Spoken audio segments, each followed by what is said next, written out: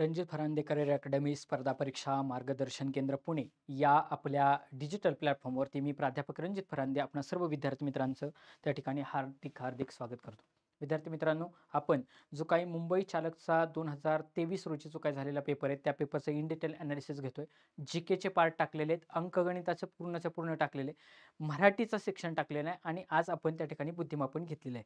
हा पेपर घेण्याच्या पाठीमागचा उद्देश, जे काही विद्यार्थी मित्र मुंबई चालकला आहेत, शिवाय जे विद्यार्थी मित्र मुंबई शहरला आहेत, ह्या सर्वांची रिव्हिजन व्हावी या उद्देशानं आपण त्या ठिकाणी हे लेक्चर टाकत आहोत. आगामी काळामध्ये लवकरात लवकर आपण त्या ठिकाणी free of cost test series आपल्या टेलिग्राम चॅनल आपण त्या ठिकाणी देणार आहे.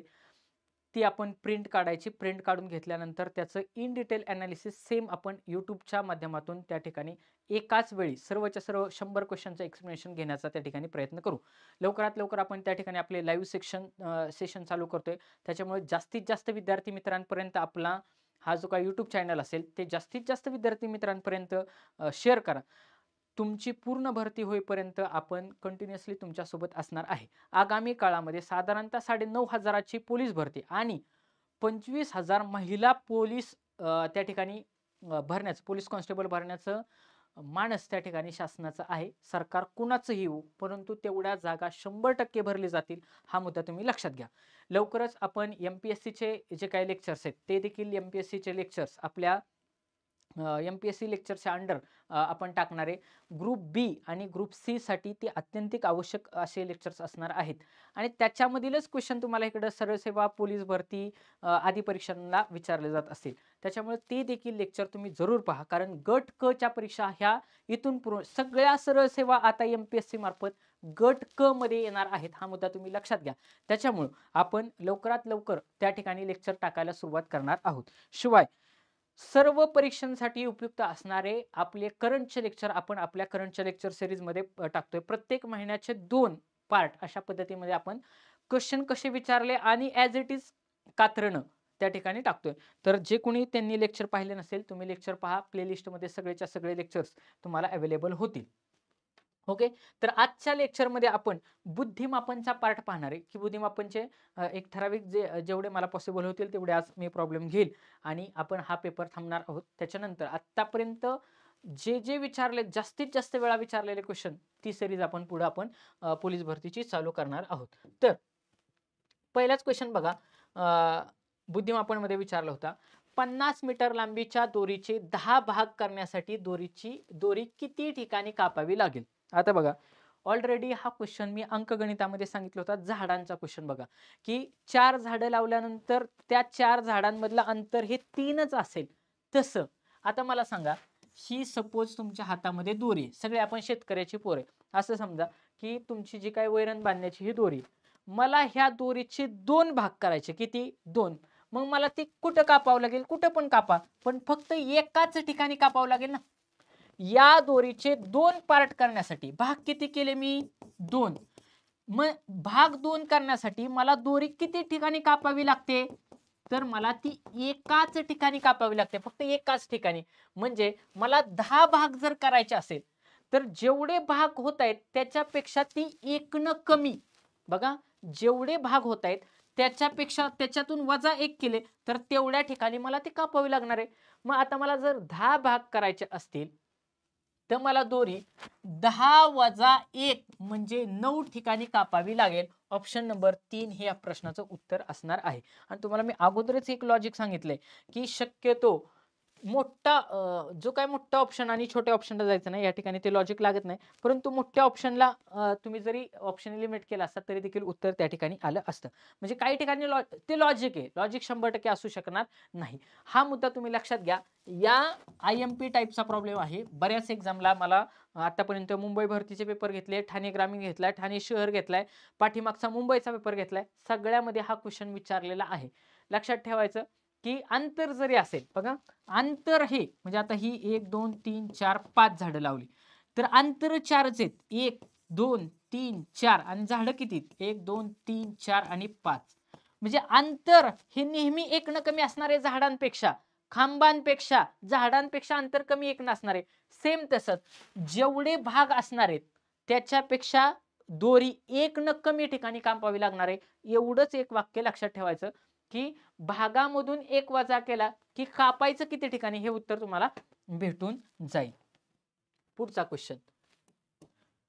एकाच फॉर्म्युल्यावरती घड्याळाचे सगळेच्या सगळे प्रॉब्लेम सुटतात. ओके, फॉर्म्युला कुठला आहे? 11/2m - 30h.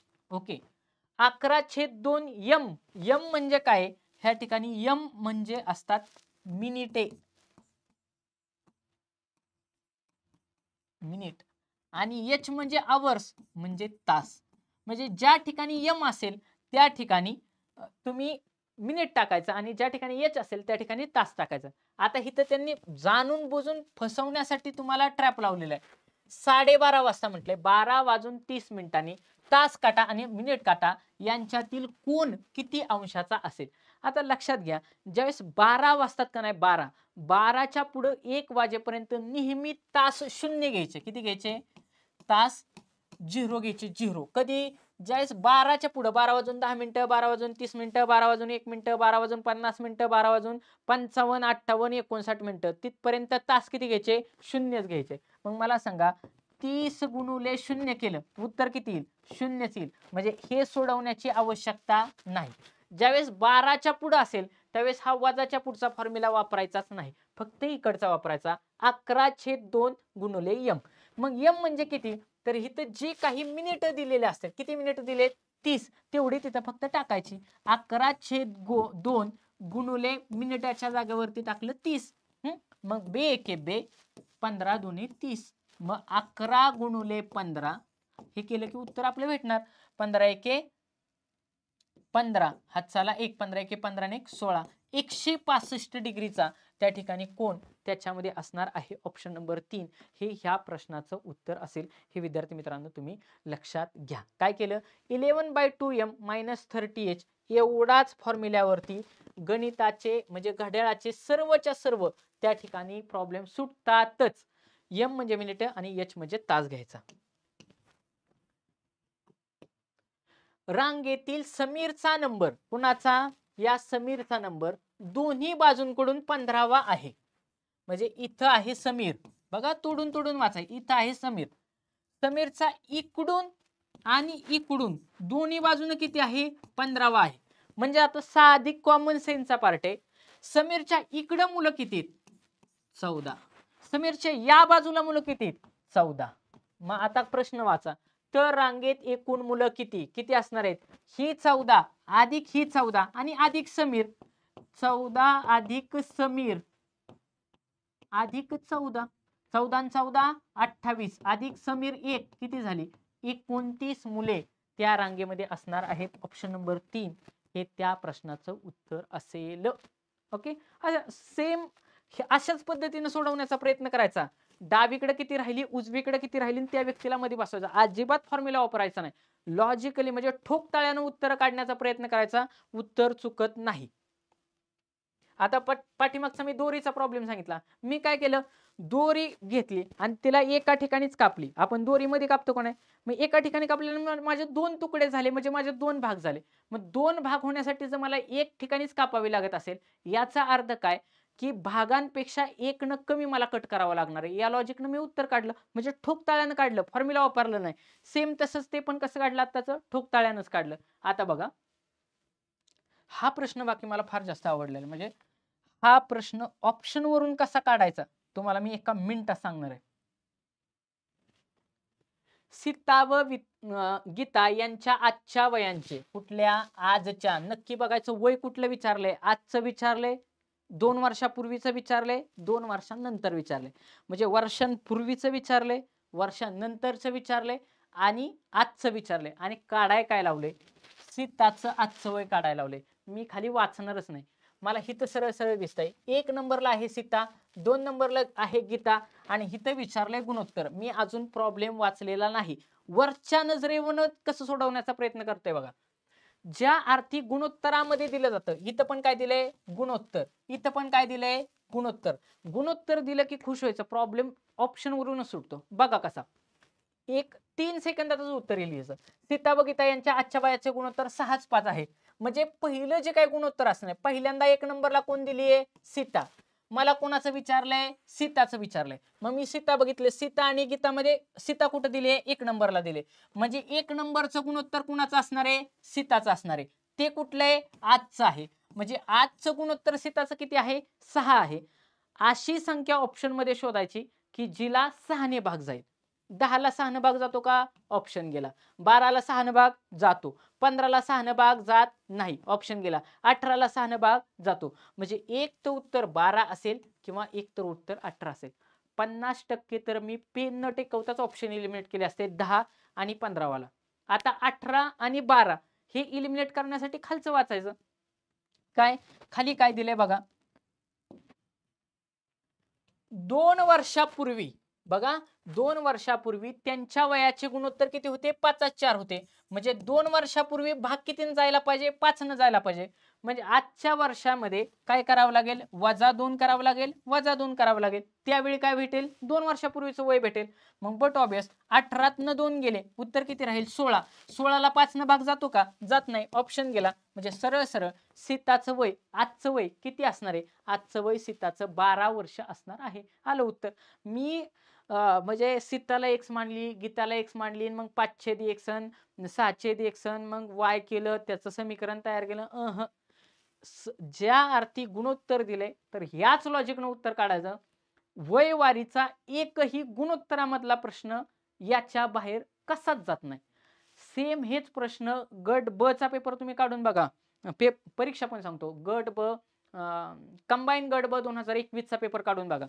As it is प्रश्न विचारलाय. म्हणजे ग्रुप बी, एमपीएससी ची ग्रुप बी असेल, एमपीएससी ची ग्रुप सी असेल, अगदी राज्यसेवा असेल सीसॅटला, आणि इकडे सरळ सेवा असेल, सेम गुणोत्तरावरती त्या ठिकाणी सेमच पॅटर्नचे तुम्हाला प्रश्न विचारलेले दिसतात. त्याच्यामुळे हा जो काही टॉपिक आहे किंवा हा जो पॅटर्न आहे हा VIMP आहे. तुम्हाला जर गुणोत्तर दिसलं तर ऑप्शन वरूनच उत्तर काढण्याचा प्रयत्न करायचा. तुम्हाला 100% त्या ठिकाणी उत्तर सुटेल. ओके. त्याच्यानंतर 5 नंबरचा क्वेश्चन, कॅलेंडरवरती क्वेश्चन विचारला जातो.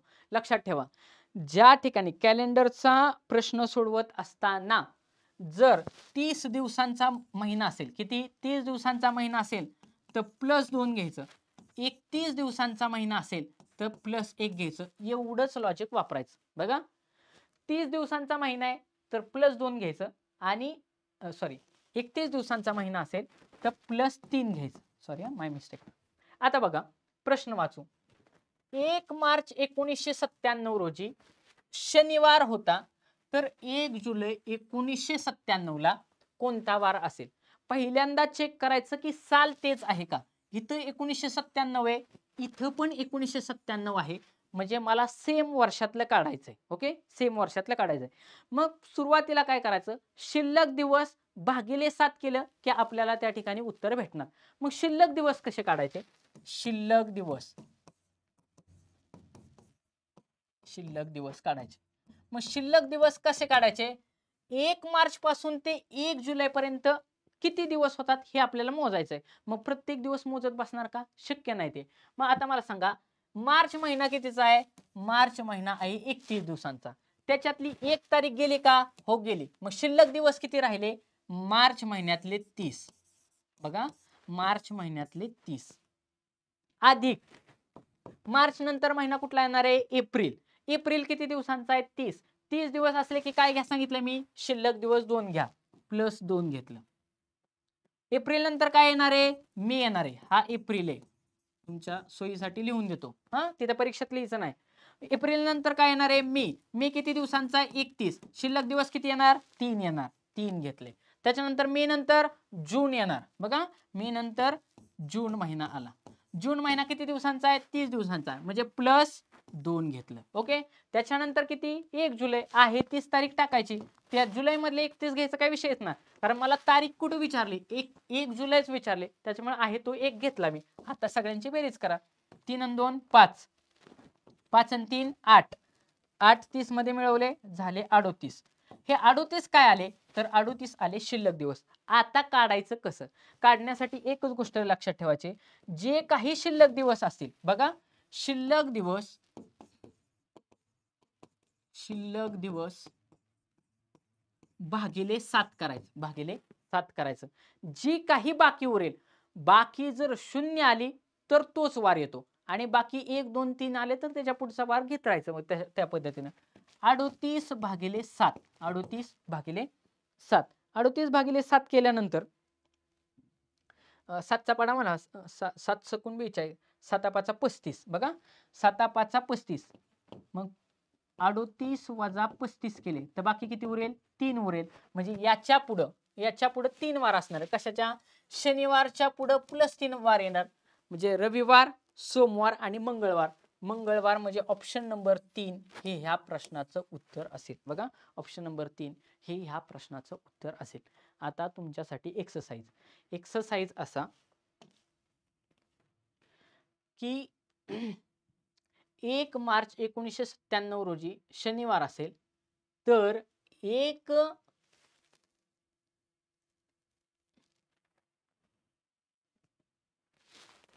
जानेवारी 1 जानेवारी दोन एक्सरसाइज सांगतो. एक प्रॉब्लेम बघा. एक्सरसाइज एक असा असेल, 1 मार्च 1997 रोजी जर शनिवार असेल तर 1 मार्च 1998 ला कोणता वार असेल? 1998 ला कोणता वार असेल? हा एक्सरसाइजचा प्रॉब्लेम नंबर 1 झाला. प्रॉब्लेम नंबर 2 एक्सरसाइजचा 1 मार्च 1997 ला जर शनिवार आहे तर 31 डिसेंबर 1997 ला कोणता वार असेल? असे दोन्ही प्रश्नांचे वार काढून मला खाली कमेंट बॉक्समध्ये कंपल्सरी सांगायचे आहेत. प्रत्येकाने सोडवायचे. ओके, पुढचा प्रश्न. 5 अंकी लहानात लहान संख्येला 3 अंकी लहानात लहान संख्येने भागल्यास उत्तर काय येईल? सगळ्यात महत्वाचं 5 अंकी संख्या. किती अंकी? 5 अंकी. इथं किती? 3 अंकी. मोठी का लहान? ती नेट बारकाव्याने वाचायचं. हिथं मुलांचा प्रश्न निर्माण होतो. म्हणजे प्रश्न हिथंच चुकतो. 5 अंकी लहानात लहान संख्या विचारली रे. 3 अंकी लहानात लहान संख्या विचारली. त्याच्यामुळे तिथं फोकस करायचा आहे. 5 अंकी लहानात लहान संख्या काय येणार आहे? आता सगळ्यात बघा 5 अंकी मोठ्यात मोठी संख्या येणार आहे. 5 वेळा 9 लिहिले. ही झाली मोठी संख्या. आणि मग लहान संख्या कुठली येणार आहे? झाली का? 5 1 2 3 4 5 ही काय झाली? 5 अंकी लहानात लहान संख्या झाली आणि ही 5 अंकी मोठ्यात मोठी संख्या झाली. सेम तसंच 3 अंकी मोठ्यात मोठी संख्या कुठली येणार आहे? ही येणार आहे. आणि 3 अंकी लहानात लहान संख्या कोणती येणार आहे? ही येणार आहे. मग आता झालं, तुमच्या समोर आलं.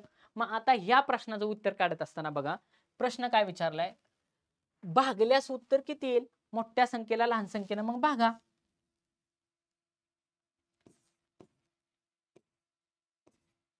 एक 2 3 4 5 1 2 3 4 5 भागिले 100. या शून्याला शून्य गेला, शून्याला शून्य गेला, उत्तर येईल 100. म्हणजे 100 हे त्या ठिकाणी त्या प्रश्नाचं उत्तर असणार आहे. ऑप्शन नंबर 3 हे त्या प्रश्नाचं उत्तर असेल. आता तुमच्यासाठी एक्सरसाइज नंबर 3 तिसरा प्रश्न की ती 5 अंकी मोठ्यात मोठी संख्या. बघा 5 अंकी मोठ्यात मोठ्या संख्येला 3 अंकी मोठ्यात मोठ्या संख्येने भागले असता उत्तर किती येईल? खाली मला कमेंट बॉक्समध्ये तुम्ही सांगायचं आहे. ओके, पुढचा प्रश्न 7 नंबरचा. 7 नंबरचा प्रश्न.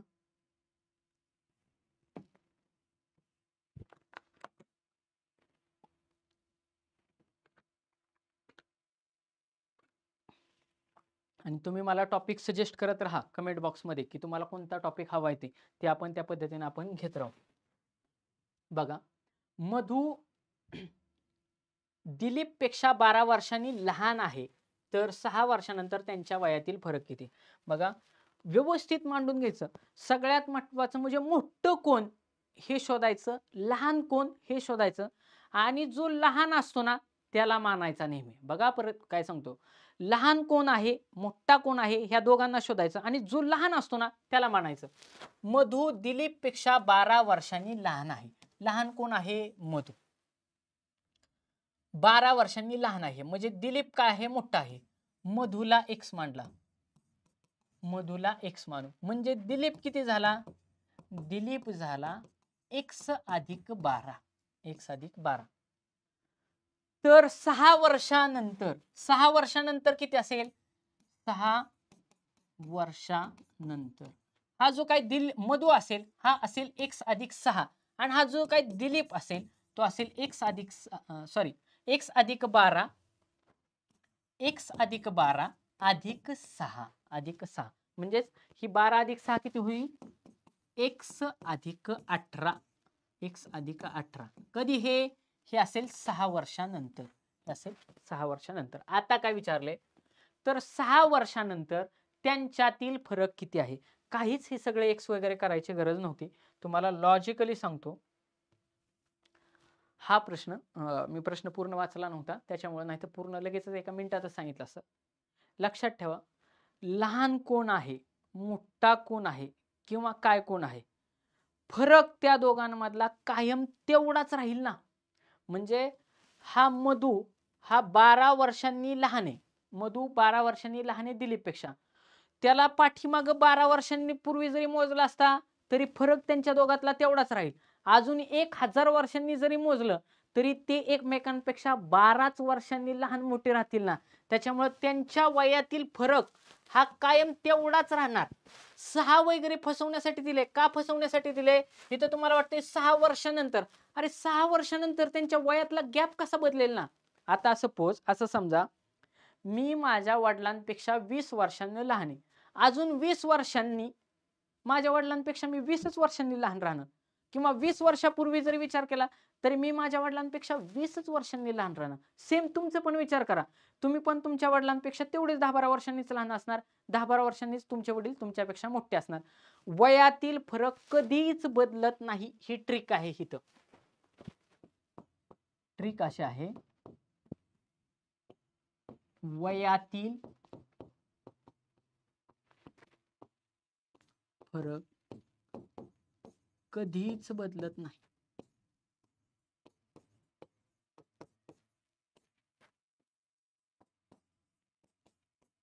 हा मुद्दा तुम्ही लक्षात घ्या. ऑप्शन नंबर 2 हे ह्या प्रश्नाचं उत्तर असणार आहे. ओके, ह्या लॉजिकनेच हा प्रश्न सोडवायचा आहे. पुढचा प्रश्न 8 नंबरचा. अमयचे वय चिन्मयच्या वयाच्या 1/3 आहे. दोघांच्या वयांची बेरीज 24 वर्ष असल्यास चिन्मयचे वय किती? बघा, वयवारीवरती सगळ्यात जास्त फोकस तिथंच केलाय. अमयचे वय चिन्मयच्या वयाच्या 1/3 पट आहे. कोणाच्या वयाच्या? चिन्मयच्या वयाच्या 3 पट आहे. म्हणजे चिन्मयच्या, इथं मी चिन्मय लिहिलं, चिन्मयच्या वयाच्या किती आहे? 1/3 पट आहे. कोणाचे वय? अमयचे वय. चिन्मयच्या वयाच्या 1/3 पट आहे. म्हणजे हा जो काही चिन्मय असणार आहे, हा चिन्मय हा अमयपेक्षा तिप्पट वयानं मोठा असणार आहे. म्हणजे हा 1/3 आहे तसंच ठेवू आपण वाटलंच तर.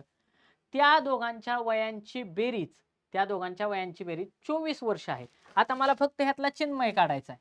तर मी कसं करेल? चिन्मय बरोबर एक्स वगैरे काय मी मानणार नाही. चिन्मय बरोबर हे 3 इकडं गुणाकारामध्ये, एक छेदामध्ये, तिकडे गेल्यावरती गुणाकारामध्ये जातील. इकडे असं जातील ना इथं. म्हणून 3 गुणुले अमय होईल. 3 गुणुले अमय होईल. म्हणजे आता चिन्मय बरोबर 3 गुणुले अमय होईल. मग आता बघा, टाका अमय अधिक चिन्मय. अमय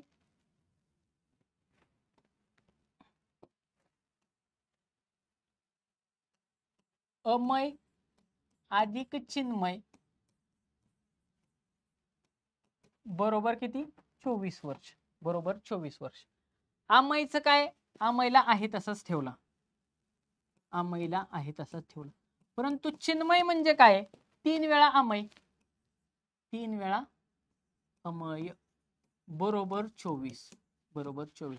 आता हे 3 अमय आणि हितला 1 अमय म्हणजे किती झाले? 4 अमय झाले. बरोबर 24. बरोबर 24. आता 4 हे गुणाकारात आहेत. इकडे गेल्यावरती भागाकारामध्ये जाते. म्हणजे अमय बरोबर 24/4 म्हणजे उत्तर किती येईल? 6. म्हणजे अमय किती वर्षाचा असणार आहे? अमय असणार आहे 6 वर्षाचा. आणि त्याच्या तिप्पट चिन्मय किती आहे? चिन्मय काढण्यासाठी या ठिकाणी अमयची किंमत टाकू. 3 गुणिले 6 म्हणजे किती झालं? 18 वर्षाचा चिन्मय झाला. आता बघा विचारलंय कोणाचं? चिन्मयचं वय किती? चिन्मयचं वय विद्यार्थी मित्रांनो 18 वर्ष असणार आहे. ऑप्शन नंबर 4 हे त्या ठिकाणी उत्तर असेल. इथं 6 पण दिले का ना बघा फसवण्यासाठी. 6 का दिले? कारण अमयच्या वगैरे वयामध्ये त्या ठिकाणी तुमचं कन्फ्युजन व्हावं म्हणून त्या ठिकाणी तसं फसवण्यासाठी दिलेलं आहे. तुमच्या लक्षात येते का? मी ह्या ठिकाणी कुठंही एक्स वगैरे काही मानलेलं नाही. सरळ सरळ अमय आणि चिन्मय, चिन्मयच्या वयाच्या, चिन्मयच्या च्या म्हटलं की गुणाकार असतो. बघा कुठं गेलं? च्या म्हटलं की गुणाकार. मी मागच्याच लेक्चरला सांगितले चा ची च्या असं म्हटलं की गुणाकार. चिन्मय च्या गुणाकार किती? 1/3 पट आहे. कोणाचे? अमयचे. बरोबरचे चिन्ह लिहून घेतलं मांडून आणि मग त्या ठिकाणी सॉल्व्ह करण्याचा प्रयत्न केला. ह्या ठिकाणी तुम्ही कोणाला पण एक्स मानू शकता, तसंही तुम्हाला तो प्रॉब्लेम सुटू शकतो. आता बघा ABCD वरती तुम्हाला कंपल्सरी एक तरी प्रश्न विचारलाच जाणार आहे. त्याच्यामुळे ABCD प्रत्येक वेळी लिहून ठेवायचे. आता मी लिहून ठेवू शकत नाही, परंतु बघा A नंतर D, D नंतर I, I नंतर P आणि मग P नंतर काय? मला आत्तापर्यंत आवडलेला सगळ्यात चांगला क्वेश्चन वाटला. मग आत्तापर्यंत मला ह्या लॉजिकचा प्रश्न मी पाहिला नव्हता. सगळ्यात भारी लॉजिकचा प्रश्न मला हा वाटला. का? बघा कसा. ABCD लिहू. ABC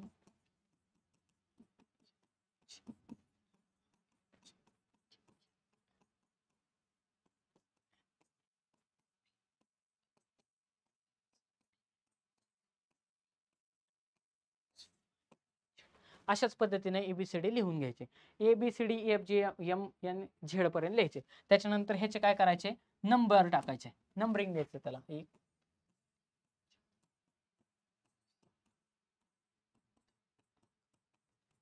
13 14 15 16 17 18 19 20 21 22 23 24 25 आणि 26. ओके. ABCD मध्ये 26 लेटर असतात एवढं तुम्हाला माहिती आहे. फास्ट लिहायचे. एकदाच गेल्यावरती पेपरवरती लिहून ठेवायचे. तुम्हाला कमीत कमी 4 ते 5 प्रश्न ABCD वरती असणारच आहेत. हा मुद्दा लक्षात घ्या.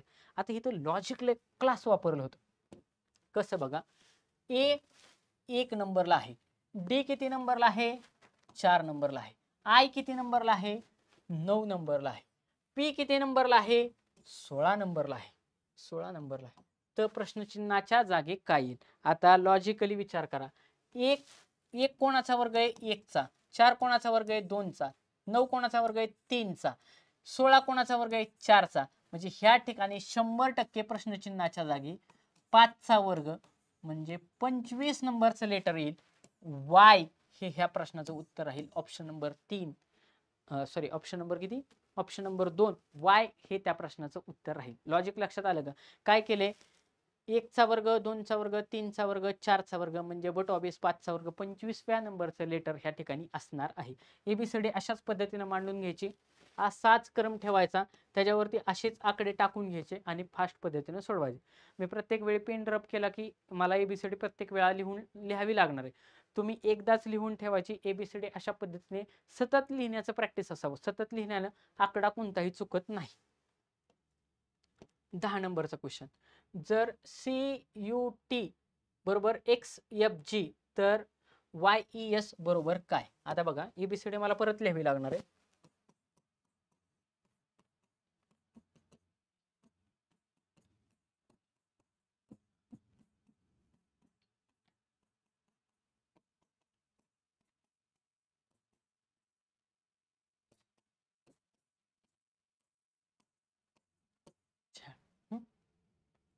आता C ला दिला X, C ला X. आता बघा C च्या एक्झॅक्ट खाली X आहे. C च्या एक्झॅक्ट खाली X आहे. U च्या खाली F आहे का चेक करायचं. U कुठं आहे? U आहे इथं. U च्या खाली X आहे. म्हणजे एकमेकांच्या खालचे वरचे असे लेटर दिलेत आणि हे लॉजिक मॅक्सिमम ठिकाणी वापरलं जातं. आता T आणि G चं रिलेशन आहे का? T आणि G चं रिलेशन 100% आहे.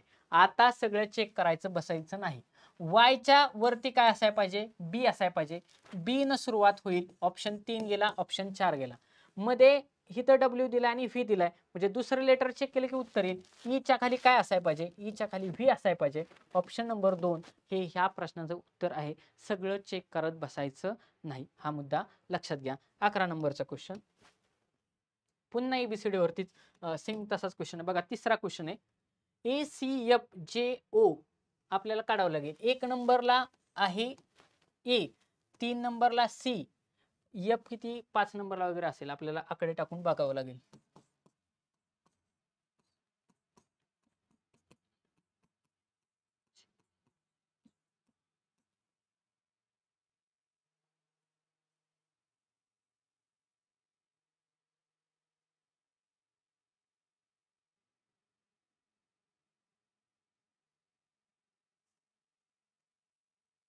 तर त्या ठिकाणी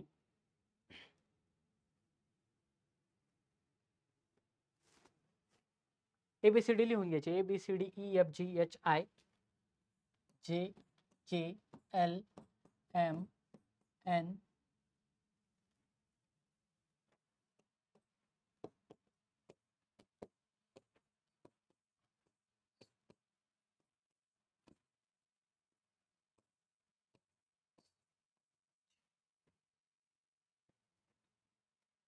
नंबरिंग करून घ्यायचं त्याला.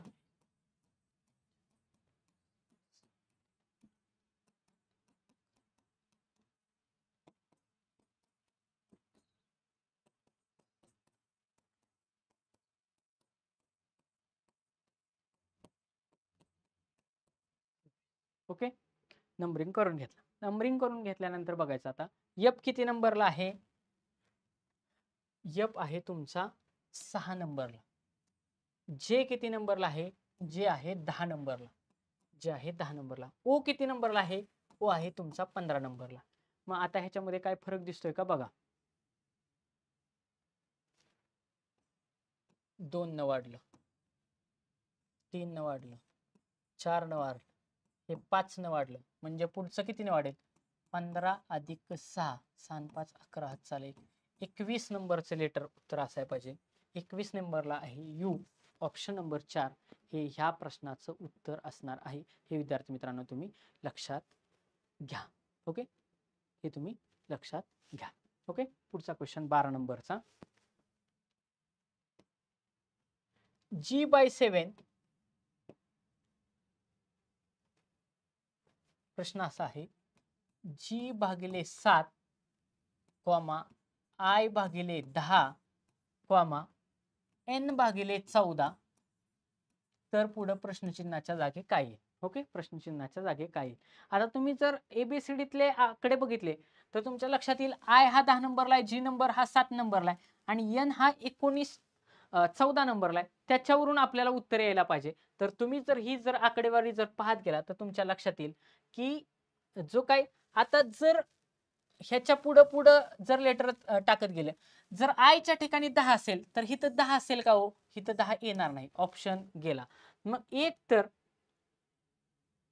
ह्या ठिकाणी मिस्टेक झाली थोडी. S/10 यायला पाहिजे. आपण ABCD लिहून बघू. AB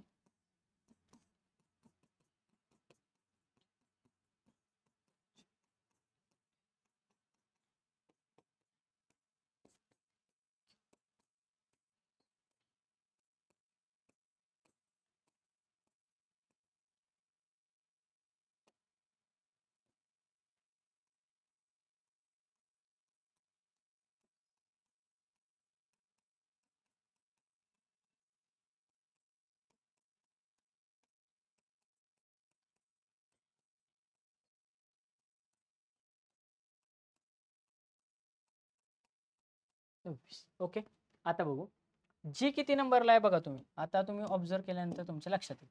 G 7 नंबरला आहे.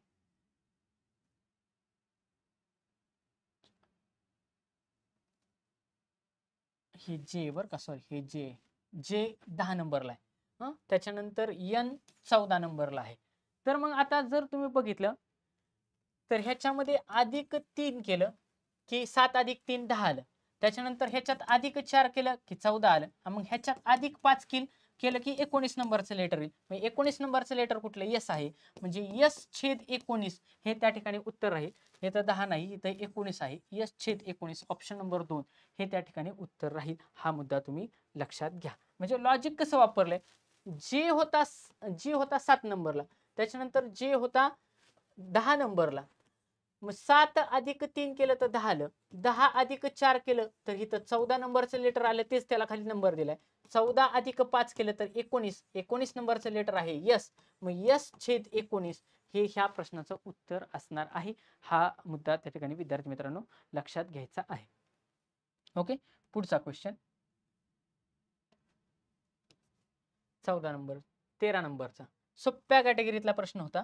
हा प्रश्न कोणाला पण येलाच पाहिजे. बघा, 2 चा वर्ग, 4 चा वर्ग, 6 चा वर्ग, 8 चा वर्ग, 10 चा वर्ग, 12 चा वर्ग म्हणजे इथं 14 चा वर्ग असणारे 196 हे ह्या प्रश्नाचं उत्तर असेल. 196 हे ह्या प्रश्नाचं उत्तर असेल. त्याच्यानंतर 14 नंबरचा क्वेश्चन, हा क्वेश्चन मला खूप चांगला वाटला. IMP लॉजिक आहे. बघा, 240 240 120 40 10 म्हणजे संख्या कमानं काय होत चालले, खाली खाली खाली खाली येत चालली. बघ आता बघा, 240 भागिले 1 केलं. बघा, 240 भागिले 1 केलं, इथून इथं जाताना भागिले 1 केलं. 240 भागिले 1 केलं की 240 भेटणार. 240 भागिले 2 केलं तर 120 भेटणार. बघा, 240 भागिले 2 केलं तर 120 भेटणार. 120 भागिले 3 केलं तर 40 भेटणार. 40 भागिले 4 केलं तर काय भेटणार, 10 भेटणार. आणि 10 भागिले किती करावं लागतील, आता 5 करावे लागतील. 1 2 3 4 म्हणजे 5. 10 भागिले 5 केले तर किती येणार आहे उत्तर, उत्तर येईल 2. म्हणजे ऑप्शन नंबर 4 हे त्या ठिकाणी त्या प्रश्नाचं उत्तर असणार आहे. सरळ सरळ 1 न भागलं, 2 न भागलं, नंतर 3 न भागलं, मधल्या गॅपला त्याच्यानंतर 4 न भागलं, नंतर 5 न भागलं तर उत्तर आपलं ते आपल्याला भेटून जाईल.